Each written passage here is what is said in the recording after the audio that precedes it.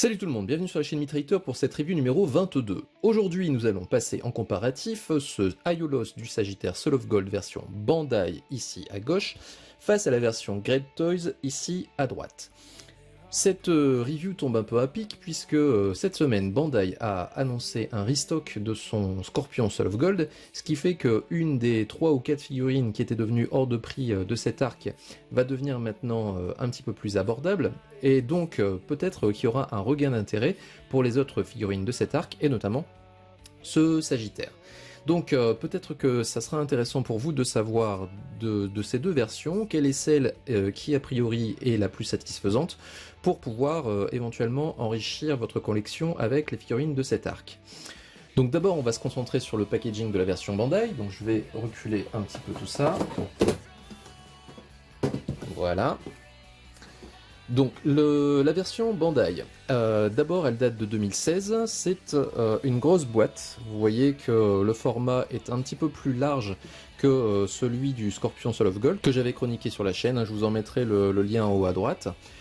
Cette figurine du Sagittaire Soul of Gold est sortie en 2016. Vous avez face à vous la première édition, puisque cette version a été rééditée par Bandai l'année dernière, si je dis pas de bêtises, en 2019. C'est aussi pour ça que vous voyez que le logo que vous avez en bas à droite, c'est le logo Bandai en rouge, alors que maintenant le logo a viré au bleu.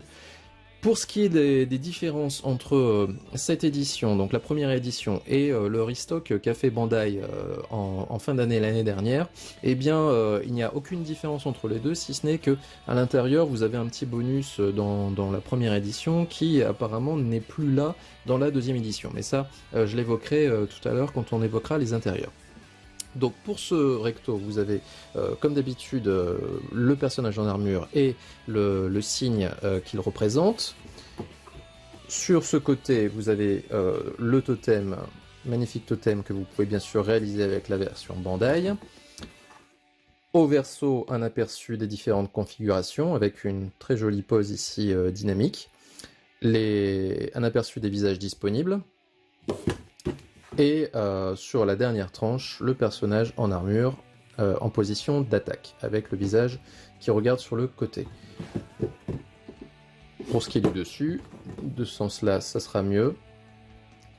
Vous avez donc l'arc auquel appartient cette figurine, à savoir Soul of Gold, et puis les mentions légales en dessous. Donc voilà pour le packaging de la Bandai. Pour ce qui est du prix de cette figurine, eh bien vous la trouvez encore aux alentours de 130-140 € dans certaines boutiques européennes. Voilà donc pour la Bandai, on va passer à la Great Toys. Alors, face à nous, le packaging du Sagittaire Soul of Gold de la marque Great Toys. Alors, packaging de cette figurine, pas tout à fait en fait, puisque vous voyez que cette boîte-là, initialement, correspond à celle du signe V3 de la même marque. Alors, je sais pas si c'est propre à mon fournisseur ou si c'est quelque chose qui a été généralisé, mais le packaging ne correspond pas vraiment à son contenu. Bon, évidemment, quand j'ai ouvert la boîte, j'ai eu une petite frayeur, je me suis dit qui s'était trompé de cette figurine.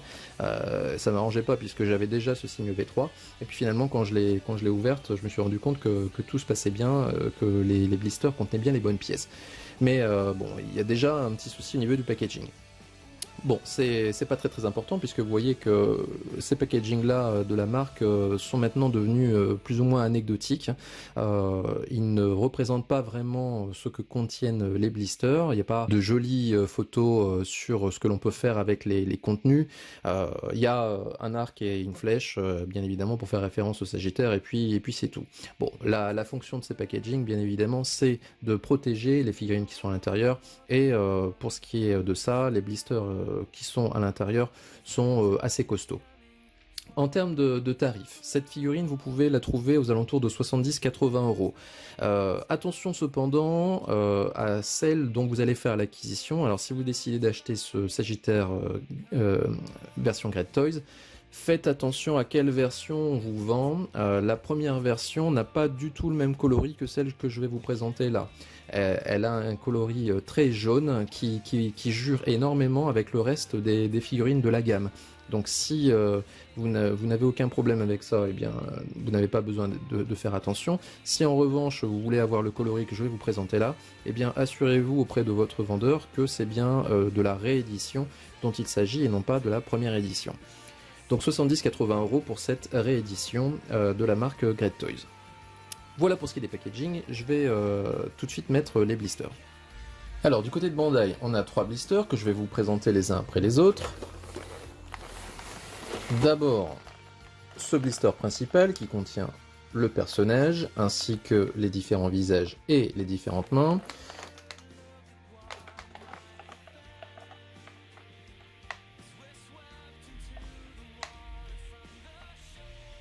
Voilà, vous remarquez qu'il n'y a que 2 protège-mains et 4 visages plus le visage neutre, donc 5 visages. Donc on regardera dans le détail ensuite. Donc voilà pour ce premier blister. Le second blister contient les pièces du totem ainsi que l'arc et la flèche. Et le troisième blister contient les immenses ailes du Sagittaire. Voilà. Alors, comme je le disais tout à l'heure, il s'agit de la première édition du Sagittaire Soul of Gold Bandai. Donc nous était donné avec cette première édition un jeu de carton qui sert de décoration et qui représente les différentes constellations. Il y a ces cartons, je crois qu'ils sont dans 3 ou 4 figurines, parmi lesquelles on a le Sagittaire. Donc voilà pour ce bonus qui n'est pas présent dans la réédition que vous pouvez trouver en boutique européenne en ce moment. Voilà donc pour ce Bandai, on va passer au Great Toys. Donc comme vous pouvez le voir, au niveau de Great Toys, c'est nettement moins fourni au niveau blister, puisqu'on n'en a que 2. Le blister principal contient les pièces d'armure. Je vais montrer ça, comme ça vous aurez une meilleure visibilité. Bon, évidemment, on regardera cette pièce en détail tout à l'heure. Voilà. Ensuite, on a le blister qui contient les ailes immenses du Sagittaire. Alors, remarquez qu'il manque une petite pièce pour faire la jonction entre ces deux ailes, qui est fournie dans un petit sachet. Et puis, pour ce qui est du reste, eh bien, le personnage est fourni dans un sachet. Petite chevelure également, qui va avec le casque. Les différents visages, alors vous voyez qu'ils ne sont qu'au nombre de 3, plus donc le visage neutre de la figurine, donc 4. Et un sachet contenant les différentes paires de mains. Remarquez qu'il y a 4 protège-mains, là où pour la Bandai il n'y en avait que 2. Donc voilà pour ce qui est des contenus de ce Sagittaire Great Toys. Je vais, comme d'habitude, mettre en place les différents visages et mains pour faire le premier comparatif. Alors, pour ce qui est des visages, nous avons du côté de chez Great Toys 1, 2, 3, 4 visages, là où du côté de Bandai nous en avons 5. Remarquez que ceci est spécifique à la version 2.0 de la Soul of Gold de chez Great Toys, puisque si vous prenez en compte la première version, et si vous êtes intéressé par cette version, je vous encourage à aller voir l'excellente review de mon camarade Sid de Mizar, qui avait chroniqué cette figurine et qui avait d'ailleurs fait un comparatif avec la Bandai. Et bien sur cette première version, Great Toys avait fourni 2 visages supplémentaires, un visage ombré et surtout le visage avec le tatouage type Soul of Gold.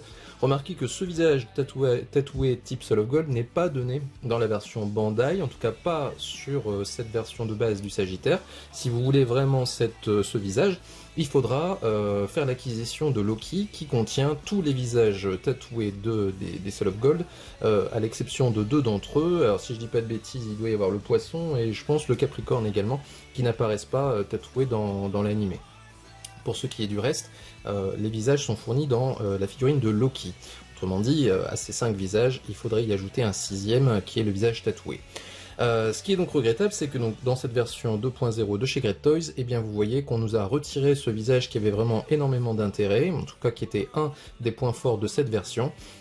Pour avoir ce visage, eh bien, encore une fois, soit vous procurez Loki, soit vous réussissez à trouver ce visage par quelqu'un qui, par exemple, l'a acheté en version 1.0. Pour ce qui est donc de la qualité des visages, eh bien, des deux côtés, on a de la qualité. Alors, je vais vous montrer notamment le visage neutre.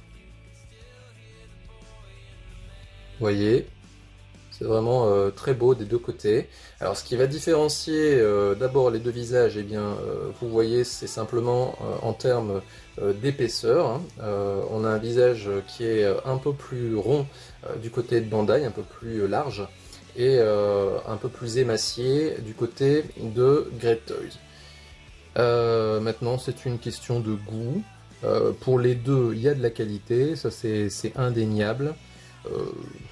Moi, j'ai tendance à préférer le visage un peu plus rond de Bandai. Maintenant, les deux sont très bons. Au niveau des chevelures, eh bien, vous voyez que la chevelure de Bandai est d'un peu meilleure qualité. On voit quelques petites traces de grappage qui sont très traditionnelles sur les versions alternatives. Maintenant, si on met de côté la qualité de finition, qui est un peu moins plastique d'ailleurs, encore une fois, chez Bandai, eh bien, la couleur, et là vous pourrez vous en rendre compte avec l'image qui est à gauche, la couleur des cheveux de la Great Toys est plus fidèle à l'animé. Je pense que les cheveux d'Aioros sont un poil trop clairs si on compare encore une fois au personnage de l'animé.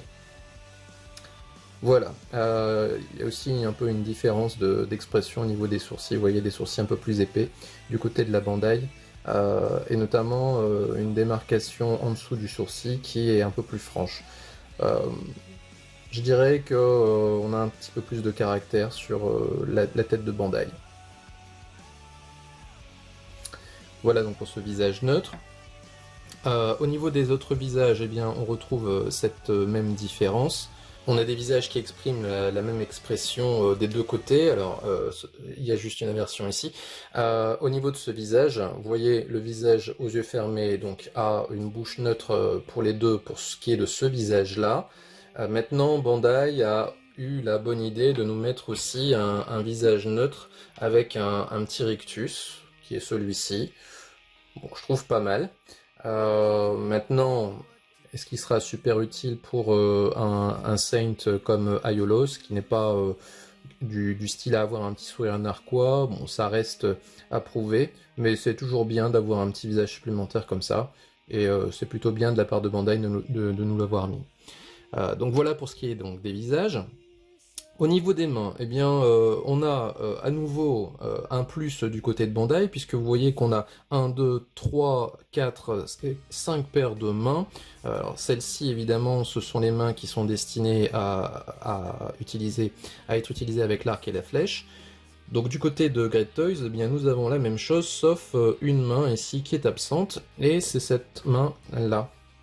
Alors cette main-là, donc, qui est la main Bandai, nous sert à tenir la flèche.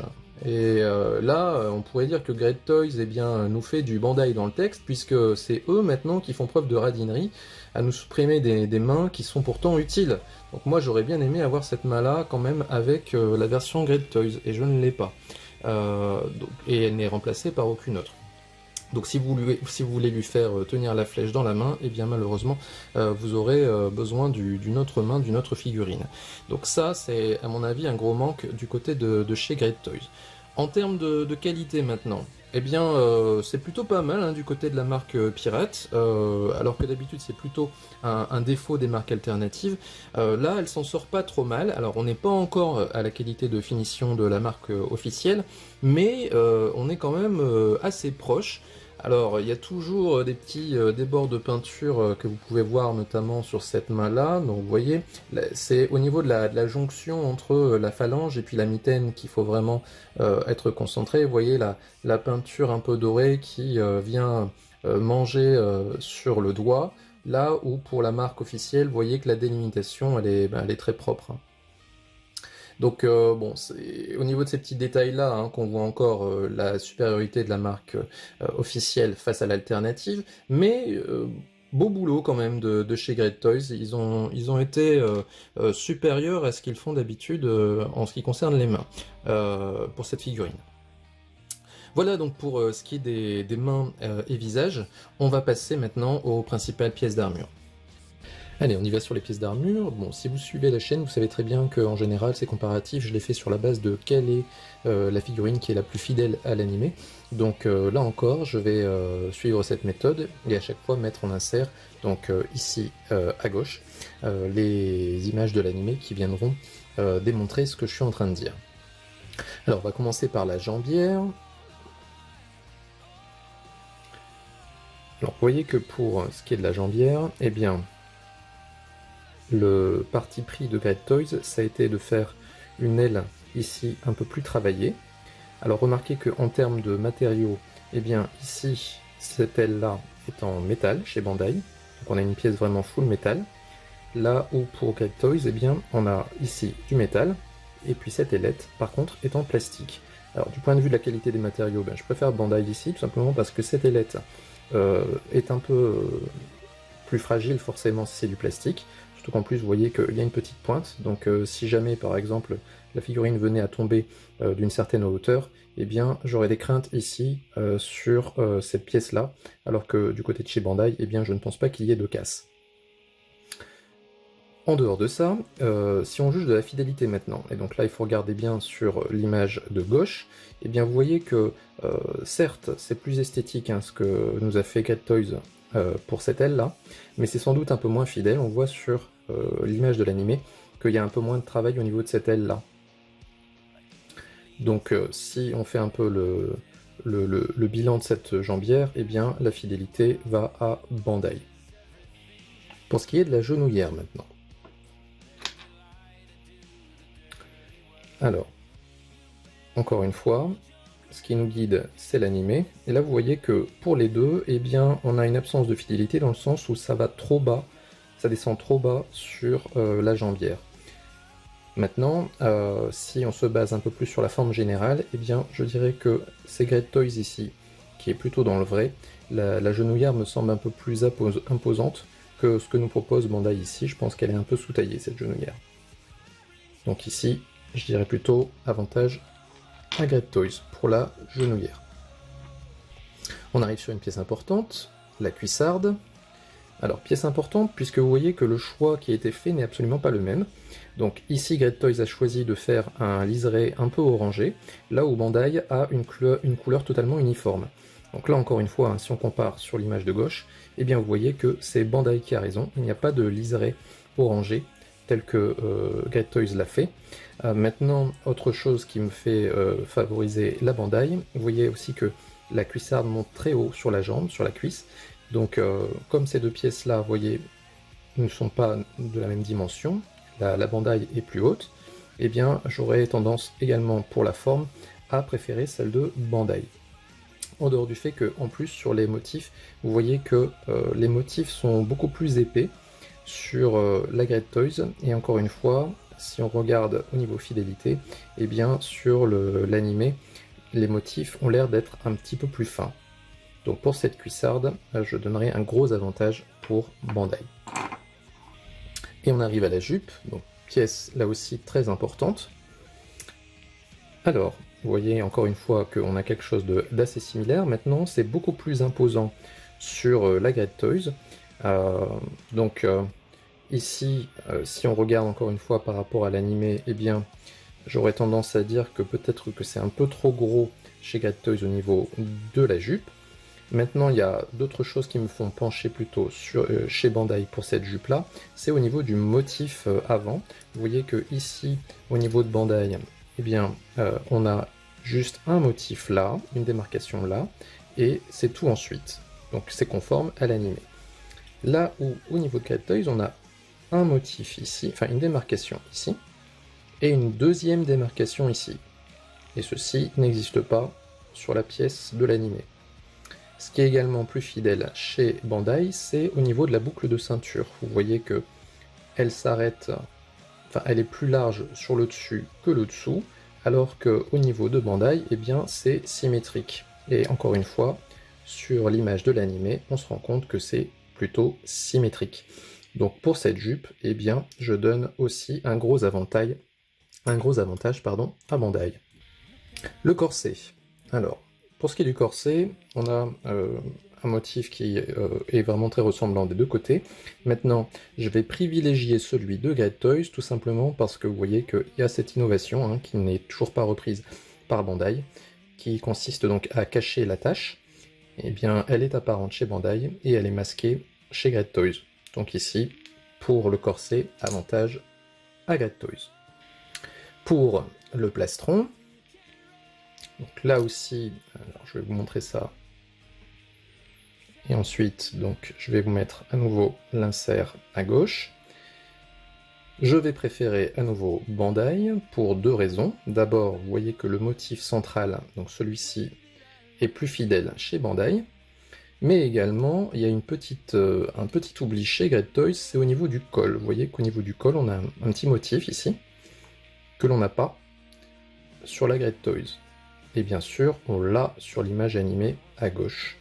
Donc là aussi, gros avantage pour Bandai en termes de fidélité. Pour ce qui est des brassières maintenant, alors je ne vais pas détailler énormément, mais je pourrais faire exactement la même remarque que pour la cuissarde. Il y a aussi un motif en plus qui n'existe pas, qui a été rajouté par Great Toys et qui n'est pas mis sur la Bandai. Donc je préfère celle de Bandai, surtout si je fais l'alliance avec le reste du bras, à savoir, bon, pour ce qui est des brassards, c'est à peu près pareil, mais au niveau des épaules, eh bien, vous voyez la grosse différence entre les deux. Celle de Great Toys fait apparaître des marques, vous voyez, de grappage, là où au niveau de chez Bandai, eh bien, c'est totalement lisse. Également en termes de forme, eh bien, si encore une fois on compare par rapport à gauche, j'ai l'impression que l'épaulette descend un peu plus sur le bras que ce que nous fait Great Toys. Donc au niveau de l'ensemble du bras, je préfère à nouveau la fidélité de Bandai. Et il va nous rester donc deux pièces à regarder. D'abord l'épaulette. Eh bien, ces deux épaulettes sont vraiment très proches. Maintenant, la Great Toys souffre à nouveau de ce liseré un peu orangé, qui n'est pas fidèle à l'animé. Maintenant, c'est plus ou moins compensé par le fait qu'ici on a une pièce full métal, là où pour Bandai, eh bien c'est métal sur 80%, on va dire, et par contre plastique pour la sous-épaulette. Donc ici, j'aurais tendance à donner un match nul sur cette pièce. Plus de fidélité ici, mais plus qualitatif ici. Et enfin, pièce super importante, le casque. Alors, pour ce qui est du casque, eh bien, vous voyez que c'est un peu plus imposant sur la Great Toys, mais ça reste dans des proportions à peu près égales. Maintenant, là où il va y avoir une différence, encore une fois, c'est en termes de fidélité. Et là, encore une fois, la fidélité est chez Bandai sur deux éléments. D'abord, sur celui-ci, vous voyez qu'il y a une sorte de petite pointe ici qui n'existe pas sur la Great Toys, et qui est conforme à l'animé. Et une deuxième chose, c'est ici, vous voyez qu'il y a une sorte de pointe aussi sur le menton, qui n'est pas apparente sur la Great Toys. Et encore une fois, qui est conforme ici à l'animé. Donc, pour ce casque, un gros plus sur la fidélité pour Bandai. Un mot en ce qui concerne l'arc et la flèche. D'abord, en termes de matériaux, eh bien, ce n'est pas le même choix qui a été fait pour les deux. On a du full plastique pour Bandai et du full métal pour Great Toys. Ces deux arcs sont vraiment très fidèles à l'animé, ils se ressemblent énormément. Celui de Bandai est un poil plus grand, comme vous pouvez le voir ici. J'aurais tendance, bien entendu, à préférer le métal. Maintenant, le problème de Great Toys, c'est qu'ils n'ont pas prévu de le séparer en deux. Là où, pour Bandai, ils ont prévu ça pour pouvoir le mettre dans un point semi-ouvert. Donc je trouve que c'est beaucoup plus pratique ici au niveau de Bandai, mais je préfère largement la qualité du métal. Maintenant, n'oubliez pas aussi que qui dit métal dit plus de poids, et donc pour porter l'arc, eh bien peut-être qu'on pourrait avoir un bras qui aurait tendance à descendre. Donc là, le choix qui a été fait est différent. J'ai tendance à préférer le métal, donc je vais préférer ici Great Toys. Et ce choix, bien évidemment, il est aussi le même sur la flèche. Hein. On a une flèche full métal chez Great Toys et full plastique chez Bandai. Vous voyez? Bon, et le motif qui a été choisi pour la flèche n'est pas le même. Et encore une fois, donc si on compare par rapport à la gauche, eh bien on voit que la fidélité est du côté de Bandai. Donc voilà pour ces pièces d'armure. Donc j'ai pas fait le total global, mais bon, je pense que vous avez peut-être vous-même fait le compte, et c'est assez écrasant du côté de Bandai. On a une fidélité qui est bien plus importante du côté de la marque officielle que de la marque alternative. Maintenant, on a eu des risques d'un point de vue esthétique qui ont été pris par la marque alternative, qui sont plutôt des risques assez payants. J'aime assez bien les ailes ici sur les jambières et les brassières. Donc là encore une fois, tout va dépendre de privilégiez-vous la fidélité à l'animé. Dans ce cas-là, on est plutôt on a plutôt un gros plus du côté de Bandai, ou alors est-ce que c'est l'esthétique qui doit primer? Et dans ce cas-là, et bien sur certains éléments, l'armure Great Toys est plus esthétique. Voilà, on va passer à la comparaison des personnages sans armure. Voilà, donc c'est parti pour ce comparatif de figurines sans armure. Donc la première chose que l'on voit lorsque l'on a ces deux figurines face à nous, c'est qu'il y en a une qui est un peu plus grande que l'autre. Donc vous le voyez, c'est la version Great Toys qui est sensiblement plus grande que la version Bandai qui est à côté. En dehors de ces différences, on va essayer de juger de la rigidité des deux personnages et voir quels problèmes pourraient éventuellement se poser une fois que l'armure sera sur le personnage. Alors, si on prend d'abord la version Bandai, eh bien, en termes de rigidité, il n'y a rien vraiment à signaler, tout est parfaitement rigide. Le haut du corps, vous voyez, tient bien en place. Pas de problème particulier vraiment pour la tête. Pour ce qui est des jambes, vous voyez, je le fais assez fortement, il n'y a pas de problème de danseuse. Donc le haut des jambes est bien rigide, la figurine tient la position sans problème. Et pour ce qui est des genoux, alors on a une certaine rigidité, mais qui n'est pas extrême au niveau des genoux. Donc en termes de rigidité, je n'ai rien à déplorer vraiment pour la Bandai, tout a l'air d'être correct. Pour la version Great Toys, en revanche, alors si pour le haut du corps il n'y a pas de problème, c'est vraiment bien rigide. Vous voyez, même si au niveau ici de l'articulation de l'épaule, c'est un petit peu plus laxe que pour la Bandai.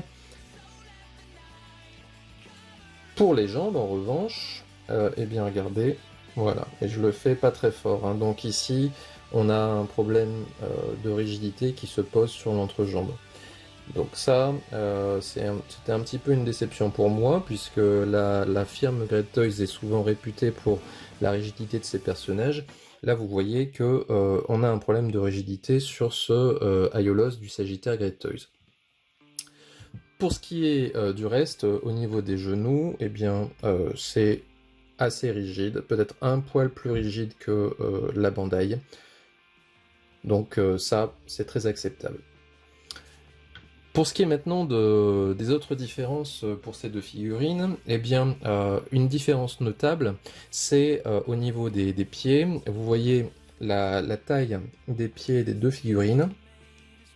On a des pieds qui sont bien plus longs et même un peu plus larges sur la Great Toys. Ce qui est un avantage pour la Great Toys, puisque la figurine avec ses ailes imposantes aura tendance à être déséquilibrée, donc si vous avez une surface au sol qui est un peu plus importante, eh bien la figurine sera plus stable. Autre différence à noter, eh bien c'est le rendu du visage une fois que la figurine est sur le corps, enfin une fois que la tête est sur le corps, vous voyez, bon là, c'est une question de goût. Comme je vous l'ai indiqué tout à l'heure, j'aurais une légère préférence pour le visage Bandai. Je trouve que celui de Great Toys est un tout petit peu trop fin. Voilà. Et dernière différence, alors qui est assez importante, et on en jugera après une fois que les figurines seront montées, c'est sur la souplesse du buste. Alors c'est important puisque vu le poids des ailes de la SOG, eh bien la figurine, si le buste est trop laxe, aura tendance à être emmenée vers l'arrière au niveau de l'articulation du buste ici. Alors chez Bandai, apparemment ils ont dû prévoir le coup, c'est-à-dire qu'au niveau du buste, eh bien il ne pourra pas aller plus en arrière que cette position-là. Il y a un effet de blocage au niveau de l'arrière, vous voyez, on ne peut pas aller plus loin, il ne peut pas se pencher plus. Donc ça c'est plutôt bien parce que même si l'articulation était souple, ce qui n'est pas le cas ici, eh bien la figurine ne peut pas être entraînée plus vers l'arrière que cette position-là. Donc vous voyez qui est proche d'ailleurs de la position verticale. Pour Great Toys en revanche, eh bien c'est un petit peu différent puisque vous voyez que là c'est la position verticale normale, mais on peut encore, vous voyez, pencher substantiellement vers l'arrière. On voit vraiment bien sur cet angle-là. Donc ça, par contre, pour moi, c'est un gros défaut, puisque, encore une fois, le poids des ailes aura tendance à faire partir la figurine vers l'arrière.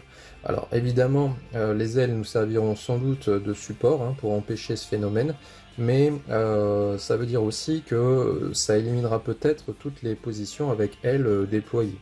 Donc ça, c'est quelque chose qu'il faut prendre en compte. Alors, est-ce que c'est spécifique à mon modèle ou est-ce que c'est pour tous les modèles comme ça? À mon avis, je pense que c'est pour tous les modèles comme ça. On aura toujours une flexibilité ici vers l'arrière, contrairement à Bandai qui a prévu ici un système de blocage.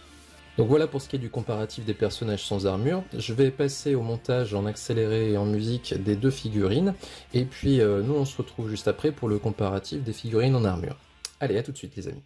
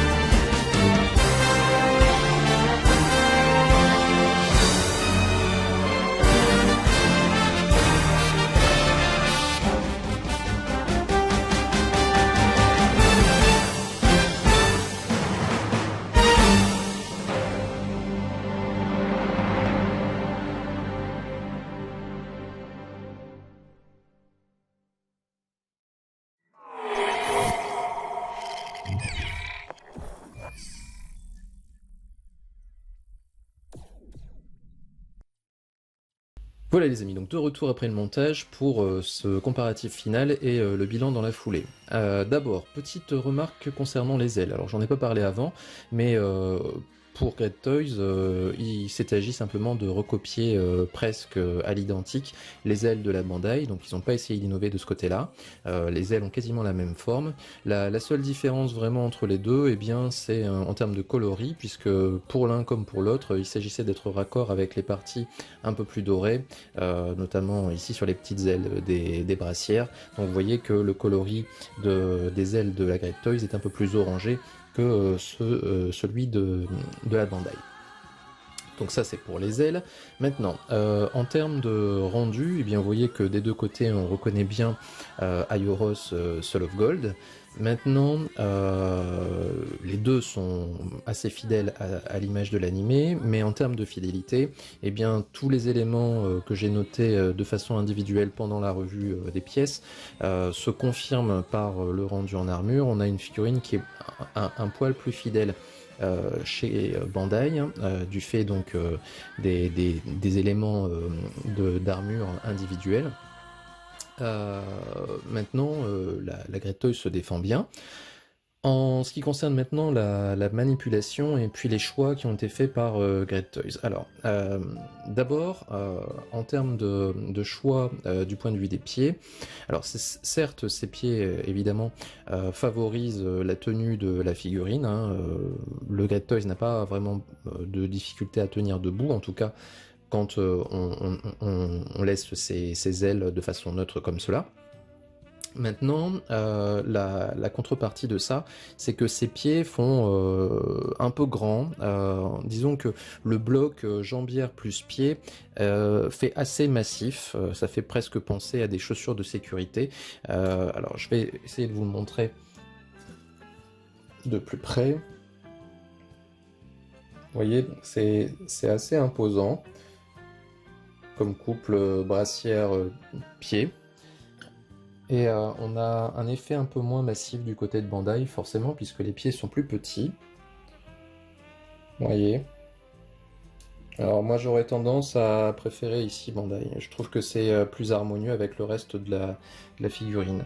De même, au niveau de la jupe, eh bien, la jupe un peu plus fine de Bandai a ma préférence. Je trouve que c'est un poil trop imposant du côté de chez Great Toys. Un autre élément qui m'embête énormément chez Great Toys, eh bien, vous le voyez devant vous, c'est l'arc. L'arc en métal ne pourra pas tenir dans la main de cette façon, vous voyez. Je voudrais avoir la même pose que pour Bandai, je ne pourrais pas, sauf à utiliser de la pâte à fixe et encore. Et ceci est dû au fait que l'arc est en métal, donc ici il n'y aura pas trop le choix, hein. Vous devrez mettre l'arc un peu plus verticalement en fait, comme ceci. Dans ce cas-là il tiendra en place, en tout cas trouver des positions où on aura un arc qui sera mis droit comme ça. Si vous voulez le mettre à plat comme ceci, eh bien vous allez avoir le problème ici que je rencontre.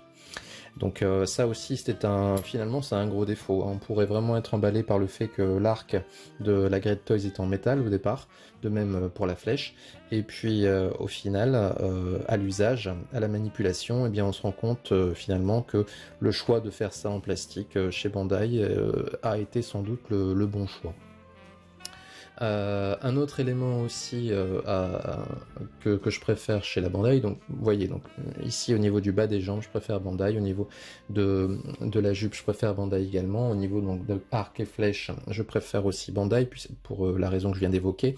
La flèche également pose des soucis en étant en métal. On a du mal vraiment à la faire tenir comme il faut dans la position que l'on voudrait. Un autre élément que je préfère également chez Bandai, en dehors de l'élément que j'avais cité, à savoir la couleur du liseré, qui est à mon avis plus raccord avec l'animé, qui est encore trop orangé du côté de chez Great Toys, eh bien c'est au niveau des épaules. Je trouve que ici il est un petit peu trop étriqué au niveau de sa tête par ses épaulettes. On voit que les épaulettes montent jusqu'à quand même très très haut, là où au niveau de Bandai on a un peu plus d'espace entre la tête et les épaulettes, donc je trouve qu'il est un petit peu moins tassé hein, pour le coup sur la partie haute de la figurine du côté de Bandai. Un élément que je préfère en revanche chez Great Toys, eh bien, c'est le rendu au niveau du casque. Je trouve qu'ici, au niveau du rendu pour la Bandai, on a un truc qui est un peu trop arrondi. Je vais vous montrer ça de près.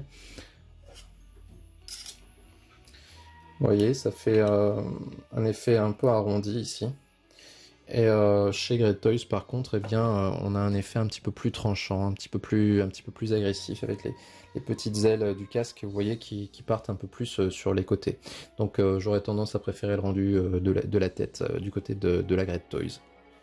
Un autre élément à prendre en compte, c'est l'équilibre une fois que les ailes sont montées. Donc vous voyez que les deux figurines, on arrive à trouver un point d'équilibre, et ce énormément grâce aux ailes qui maintiennent en place la figurine. Maintenant, s'il s'agit de déployer ces ailes pour X raisons, eh bien c'est là où peut-être le choix entre les deux va se faire. Donc je vais vous montrer ce que l'on peut essayer de faire avec Bandai. Donc là, vous voyez que comme les ailes maintiennent en place la figurine, pas de souci. Maintenant, la question est, est-ce qu'on peut déployer les ailes et est-ce que la figurine tiendra quand même en place? Donc, réaliser, on va dire, sans trucage. J'imagine qu'il va falloir jouer un petit peu avec l'orientation des pieds.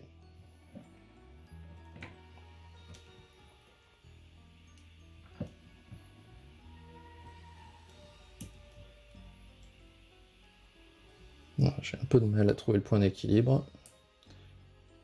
Voilà, donc vous voyez, je suis capable de faire tenir la figurine en équilibre, comme ceci, sans qu'elle soit emmenée vers l'arrière.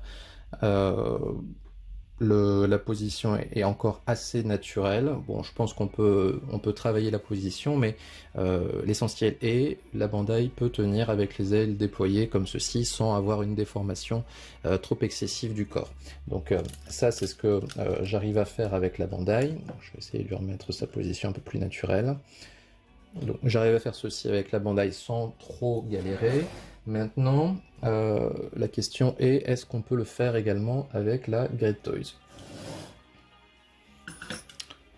Donc ici, pareil, je vais essayer de déployer les ailes. Pas trop fort non plus. Voilà, et voilà. Vous voyez?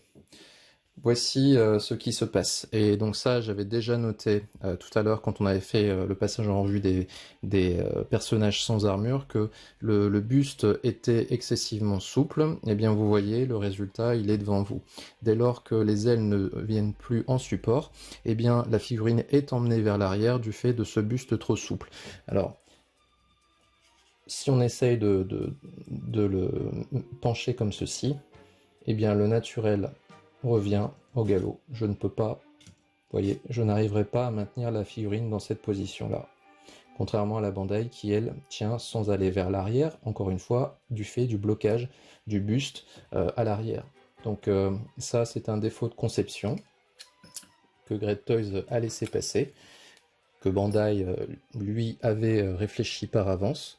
Et donc ça va limiter quand même énormément notre posing, puisqu'il faudra toujours composer avec le fait qu'il faudra maintenir la figurine grâce aux ailes à l'arrière. Sinon, il va être emmené au niveau du buste vers l'arrière. Donc ça, pour moi, c'est un gros défaut que n'a pas la Bandai.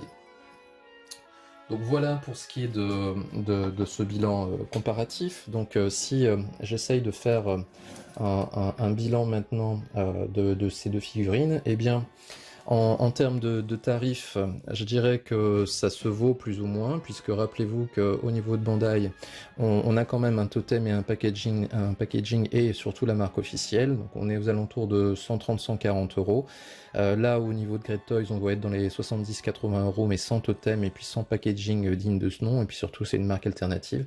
Donc c'est pas un rapport de simple au double, je pense que pour celui qui réussirait à avoir cette figurine Great Toys dans les 50-60 euros, ça peut rentrer en ligne de compte, mais là le différentiel entre les deux figurines n'est pas si important que cela. Donc pour moi en termes de tarifs c'est un peu kiff-kiff. Pour ce qui est maintenant de la fidélité à l'animé, eh bien, je l'ai évoqué, hein, c'est Bandai ici qui est plus fidèle. Pour ce qui est maintenant du rendu, eh bien, sur pose neutre, avec en essayant d'éliminer les petits défauts hein, dus à l'arc en métal, je pense que la Great Toys s'en tire pas trop mal. Maintenant, si vous commencez à être un petit peu plus exigeant en termes de posing, eh bien, à ce moment-là, ça va être la Bandai qui va être plus facilement manipulable. En fait, c'est un peu, est-ce que vous voulez privilégier la fidélité à l'animé et puis une manipulation un peu aisée? Et dans ce cas-là, il faudra plutôt se diriger vers la Bandai. Ou est-ce que vous voulez privilégier plutôt un rendu global neutre avec peut-être des matériaux un peu plus nobles, un peu plus de métal? Et dans ce cas-là, faudra peut-être vous diriger plutôt vers la Great Toys. Moi personnellement, entre ces deux figurines, alors j'ai hésité longtemps. Je dois dire que il y a aussi l'utilité pour nous, les reviewers, de faire ces reviews parce que ça permet aussi de se faire une idée définitive sur la question. Et j'ai tantôt hésité, c'est-à-dire j'ai tantôt exposé la Bandai, tantôt exposé la Great Toys, et là je pense qu'avec cette review, la review m'a achevé de me convaincre que c'est la Bandai qui prend ma préférence ici, pour les raisons que je viens d'évoquer. Donc voilà pour cette review, donc j'espère que vous l'aurez apprécié, que vous aurez apprécié de la regarder comme moi j'ai apprécié à la faire. Comme d'habitude, n'oubliez pas de lâcher le petit pouce bleu et le commentaire à la fin de cette vidéo. N'oubliez pas aussi de partager la vidéo, de vous abonner si ce n'est pas encore le cas, et puis eh bien, on va se retrouver très très bientôt. Alors j'ai pas encore d'idée sur qu'est-ce que je vais faire comme review, mais je vais essayer de vous faire ça rapidement. Et puis comme d'habitude, d'ici là, eh bien, portez-vous bien les amis, à bientôt.